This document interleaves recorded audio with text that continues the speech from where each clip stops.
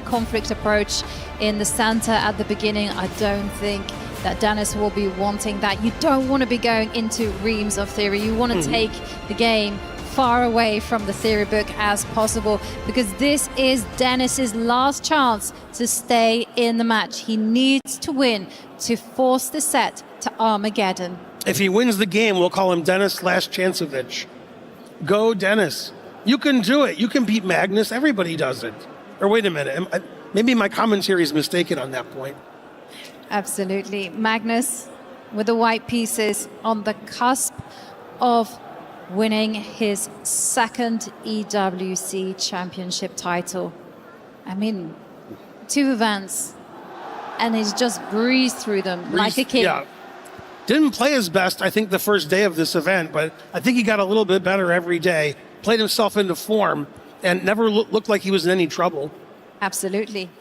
I mean, completely Yeah, you were right, troubled. Yovi. E4. Yeah, and now it's decision time, right? If you go E4, E5, if you try to do the symmetrical approach, Magnus knows how to handle that. And it's a Caracal. It's the Yovi variation. It's light square strategy in action. Now, there are ways to shut the game down against this particular opening. I mean, it's a solid approach from white, but this is one of them. Oh, yeah, the hey. panel, that's what I play with white. Yeah, well, this is not one way to shut the game down. I was expecting some bishop developing, the exchange variation, but instead we have a pan-off. And what is he going to go for? Yeah, okay, nice move there from Denis. Again, this is a line that hasn't been so well known, so... Yeah, I play both sides of the Caracal also, and I play this with black, and I've never played A6. Yes. I play the bishop G4 line. Exactly, but the bishop G4 line would have involved a long rook and pawn. Difficult to win. Very difficult to Yeah. win. But as it stands here now, okay, plenty of moves. You can bolster that knight with a pawn, but it's way more common to do this move, and you're setting up a trap of knight takes knight. So you Magnus have will to- never see it. Well, you have to do something about that, and the most popular move is to drop the bishop back and maintain that pin, and... Oh... Knight takes knight. What is going to be happening after knight takes knight? Now, knight takes bishop, bishop takes, and... It's the queen sacrifice. Okay, and the king has to go running to avoid the perpetual check. And now this is so dangerous. Magnus knows his stuff. And now the black king is going to have to hide in the corner. And if Magnus doesn't find It's only the a right piece moves, for a queen, right? Exactly. Wow. But okay, there's a lot of play for the piece for the time being. But if this does not work out, then Denis is going to be up big material. Wow. But the main move for black here is to go tuck your king into the corner. It is also possible to move your queen to the right. Have you had black in this position, Yovi? I've never touched this one. Have you played A6? No, I've never. Oh, you haven't played A6. No. You've analyzed it, but decided not to play it. I've seen it in action. Most people chicken out. Most people do not want to go into this position as black because it feels very scary. Yeah, it feels like there's sometimes white has perpetual with D5, bishop E3 check, bishop F4 check. And we can't have a perpetual if we're black because we have to win the game. It's a must-win game.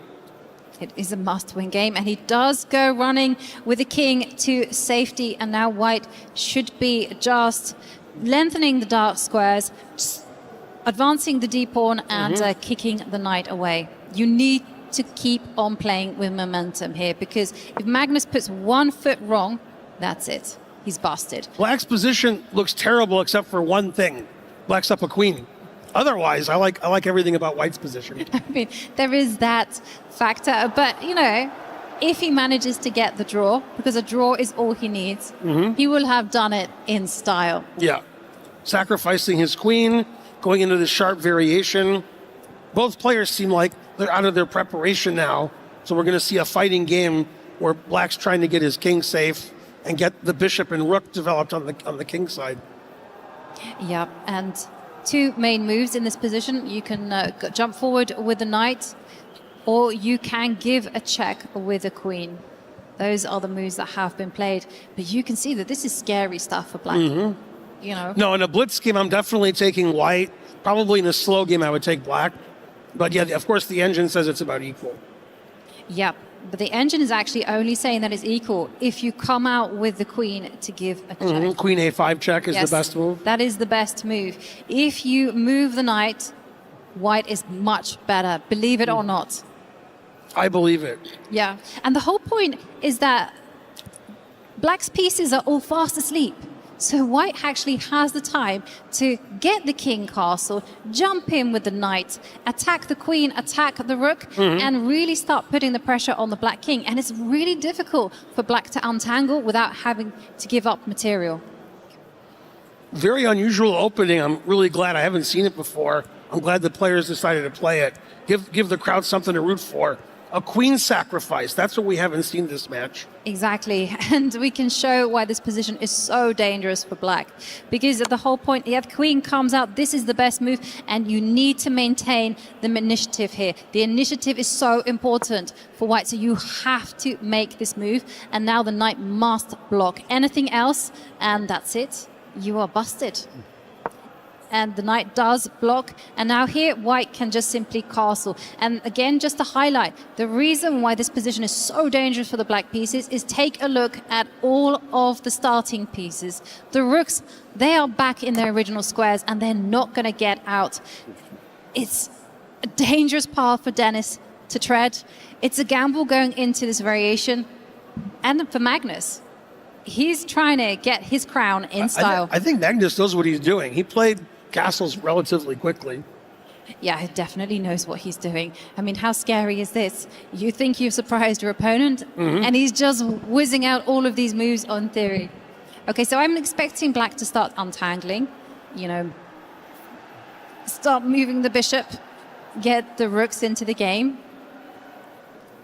But also there could be a question, like how are you going to handle the pushback that's going to be starting? Because black's queen and knight, they're on the same diagonal. So you can just attack with your a-pawn. A3. And suddenly there's going to be two pieces for the queen.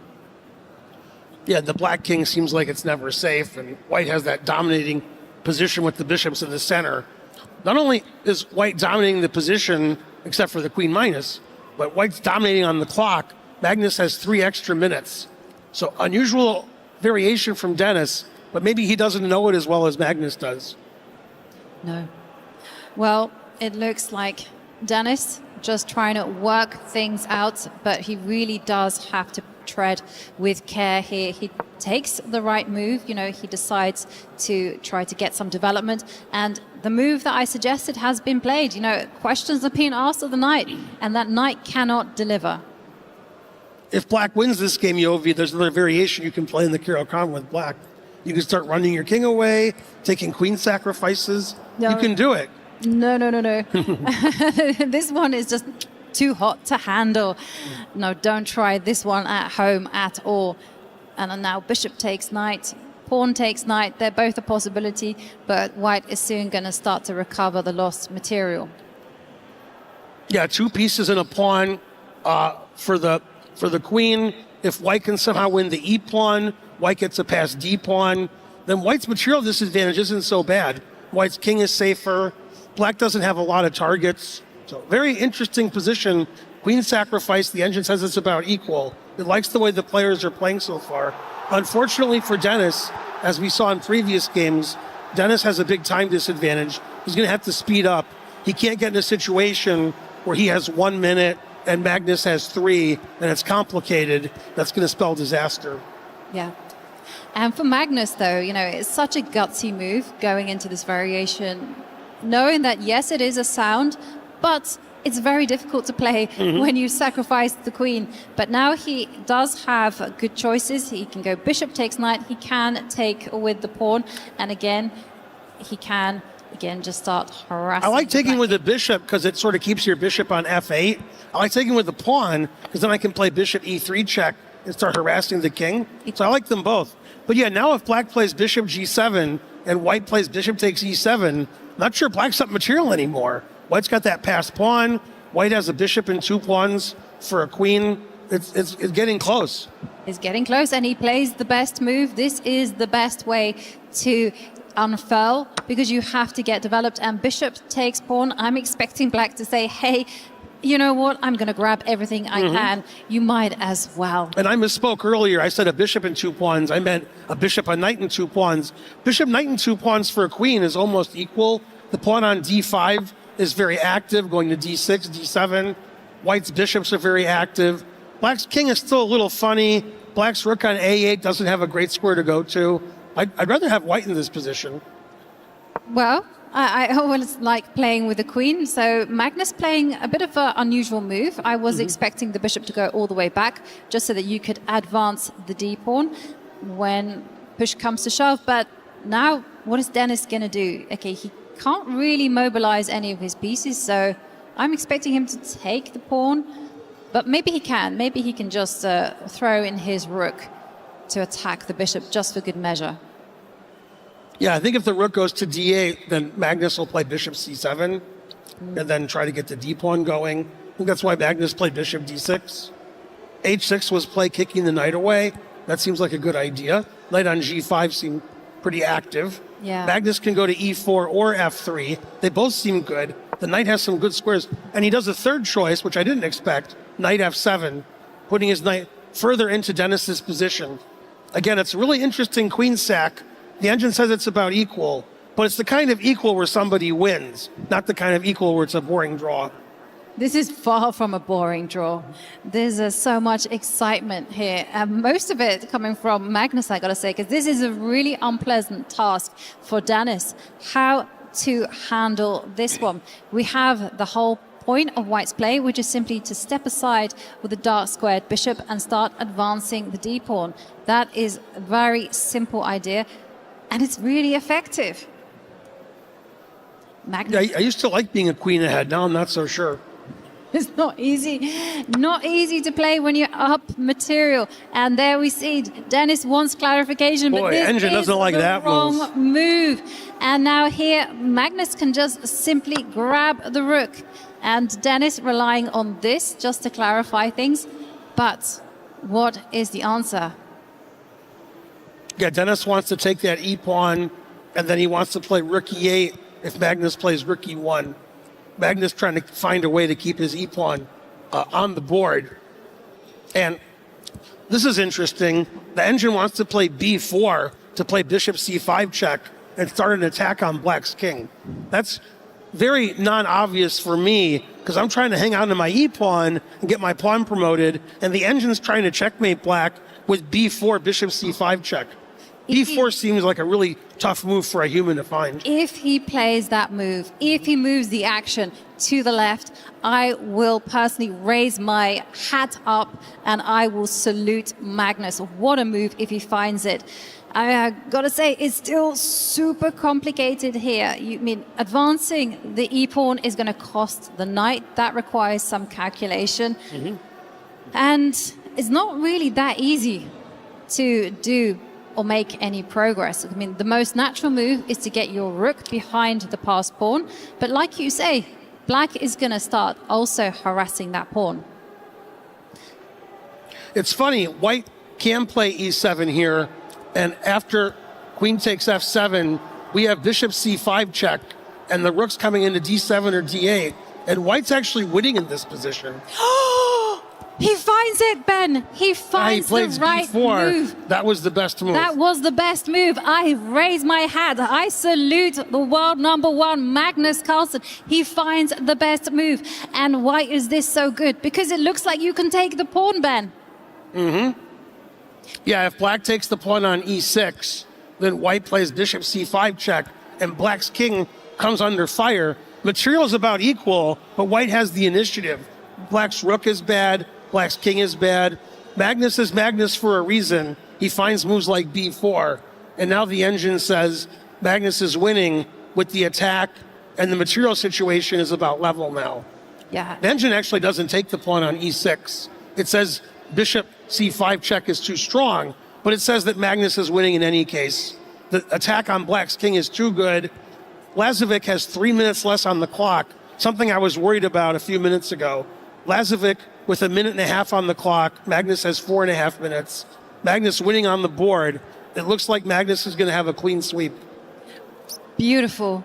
Beautiful play there from the world number one. Look at the way that Magnus courageously went for this one, sacrificing his queen, and Denis understanding that the bishop check would have been disastrous. Well, he decides to put his rook there, getting ready to sacrifice the piece in order to cling on.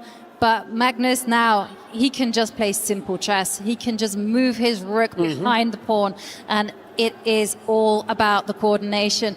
Just beautiful play here from Magnus Carlsen, entertaining us in style. I mean, what a showman. I mean, they saved the best. A must-draw game, and he sacrifices his queen in the opening, outplays his opponent, and now it looks like he's well on his way to victory. Yeah, on the cusp of winning.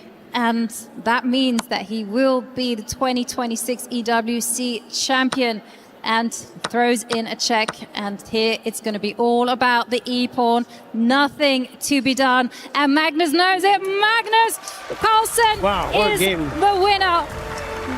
What a game. The king stays the king, and Magnus Carlsen is 2026 EWC chess champion. Undefeated, 3-1, 3-1. Relatively easy from Magnus's perspective. A tough match. Denis put up a good fight, but in the end, he was no match for Magnus. What a performance there from Magnus. He knew exactly. As Magnus places his key into the trophy one more time, not losing one single game. Put your hands together for our back-to-back champion, Magnus